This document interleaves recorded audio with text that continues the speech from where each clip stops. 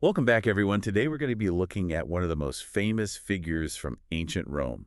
Augustus, Yeah, Augustus Caesar, the first Roman emperor. the first emperor. It's interesting because he didn't start off as Augustus. No. He was Gaius Octavius. Octavian, yeah. And, it makes you kind of think about how he got from there How did that happen? to being Augustus, the first Roman emperor. It's a long story. Yeah. And it's a really exciting story. I mean, Mhm. so much of it is about what happened right after Julius Caesar was assassinated. Oh, absolutely. I mean, just to set the stage for people, Yeah. you've got this young man, 18 years old. 19 years old. Yeah. Yeah, so he's not even really a man yet by Roman standards. Mm-hmm. And suddenly he's In charge of everything. thrust into this whirlwind of Roman politics because Well, he's Caesar's heir. he is Caesar's heir, right? Yeah, he wasn't just his grandnephew, but Caesar adopted him in his will. And that's such a powerful legacy to try to step into. Oh, absolutely. I mean, talk about pressure, right? I can't even imagine. And, of course, he's not the only one who thinks he should be in charge. Right, like Mark Antony. Yeah, Mark Antony's Caesar's right-hand man. powerful guy in his own right. For A sure. lot of people thought that he would be the one to take over. So how does this young man, Octavian, with really very little experience in politics, Yeah. how does he navigate all of this? Well, it's really an incredible story. I mean, he had to be smart, Yeah, ruthless, for sure. and he was ambitious like you wouldn't believe. I mean, he obviously, he understands the power of Caesar's name. Oh, yeah. And so he uses that right from the start. Oh, yeah. One of the first things he does is he goes to the legions. Caesar's Legion. Caesar's legions. He Yeah. promises them money.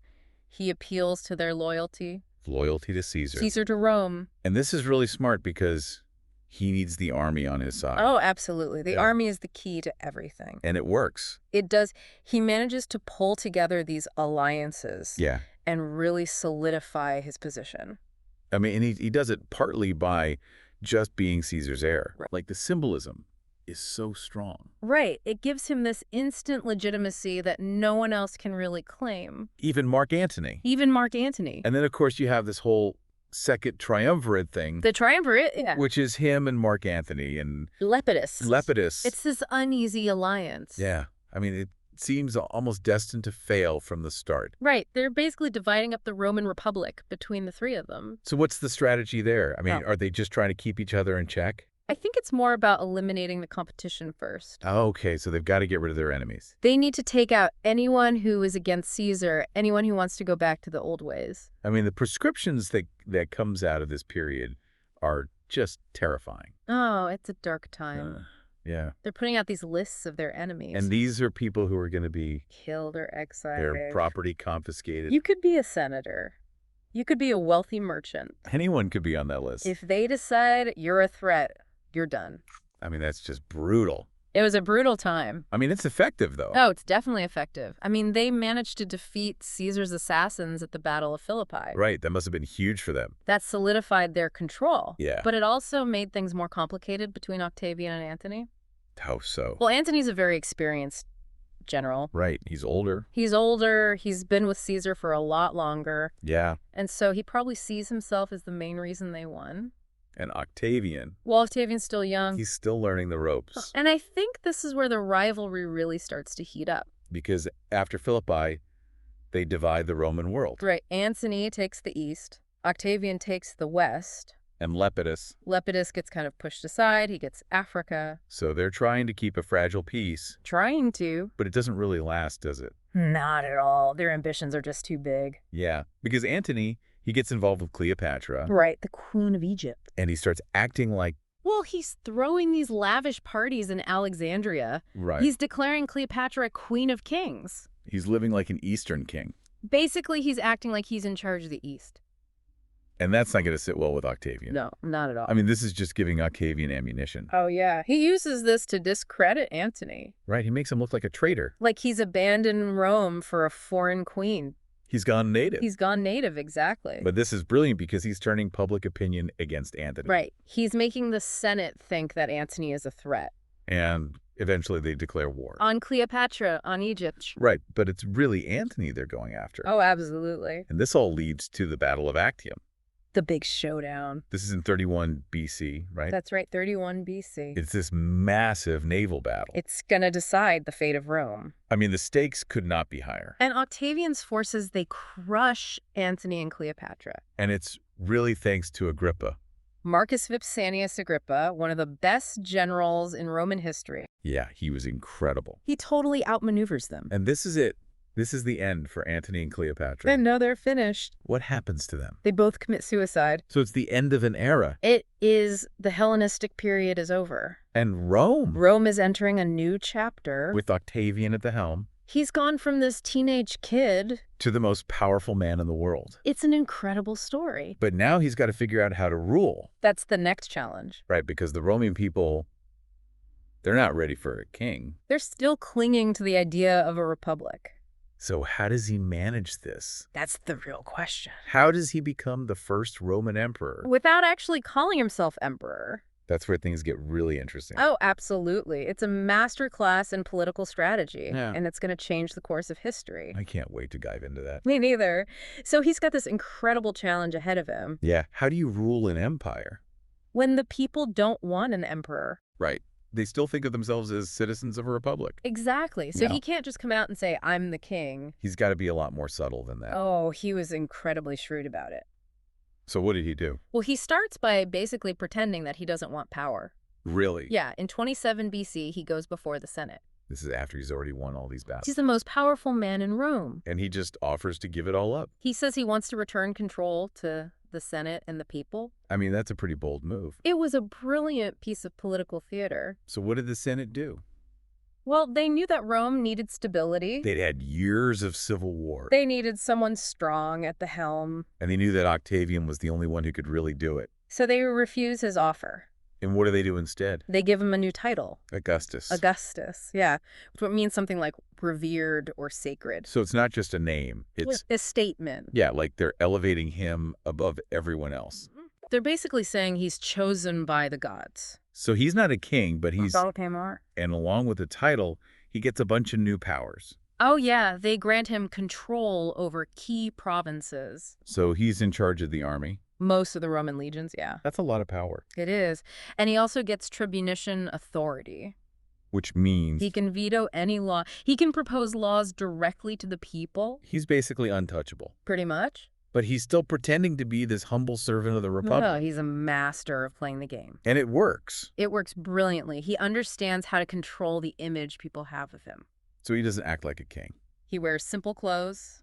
He avoids extravagant displays of wealth. He wants to be seen as a man of the people. Exactly. He wants to be seen as the first citizen, not the ruler. And he backs it up with his actions. He pours money into public works projects. Roads, temples, aqueducts. And he wants to make Rome beautiful and efficient. And it's not just about looks. No, it's about jobs. Like putting people to work. And it's about keeping them happy.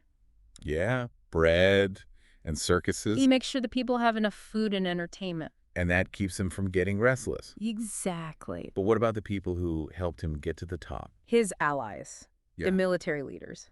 How does he keep them in line? He's very careful about that. I bet. He rewards them generously with land money, positions of power. So they're happy. They're happy, but he also makes it clear that he's the one in charge. Right. He's not afraid to put them in their place. If they step out of line. But even with all of this control, I mean, he's basically built a system where he's at the center of everything. there's still going to be people who want to take him down. Oh, absolutely. There are plots against his life. Really? Yeah, conspiracies involving senators. People he thought were his friends. Sometimes. So how does he deal with these threats? Ruthlessly. He's got to protect himself. He's not afraid to use force. And it's not just about staying in power. No, he has a vision for Rome. He wants to leave his mark. He wants to make Rome great. And he does that through reforms, He overhauls the tax system. makes it more efficient, more fair. and he invests heavily in infrastructure. Roads, bridges, aqueducts all across the empire. I mean, his famous quote, "I found Rome a city of brick and left it a city of marble." It's not just about the buildings. Right, it's about transforming Roman society. Making it more stable, more prosperous. And he's doing all of this while maintaining this facade of a republic. It's an incredible balancing act. But he's getting older. He can't rule forever. And the question of who comes next, That's the big question. who's going to inherit this vast empire? It's something that's going to occupy him for the rest of his life. And it's going to have a huge impact on the future of Rome. Absolutely. It's got to be tough. You build this empire from nothing, and then you have to figure out, Who's going to take over? yeah, and who's going to do it right. Right, who can you trust? And it seems like Augustus, he really wanted to keep it in the family. He did. He wanted a dynasty. But things didn't always go according to plan. Not at all. I mean, his first choice was his nephew, Marcellus. And what happened to him? He died young. So then he turned to Agrippa, His best friend, his right-hand man.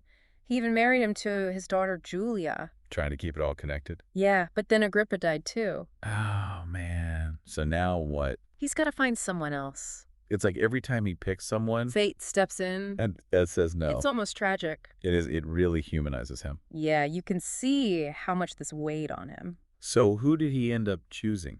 Well, he had these two grandsons, Gaius and Lucius. He must have had high hopes for them. He adopted them as his own sons, Wow. but they both died young too. This is unbelievable. I know, it's like a Greek tragedy. So he's running out of options. He is, and he's getting older.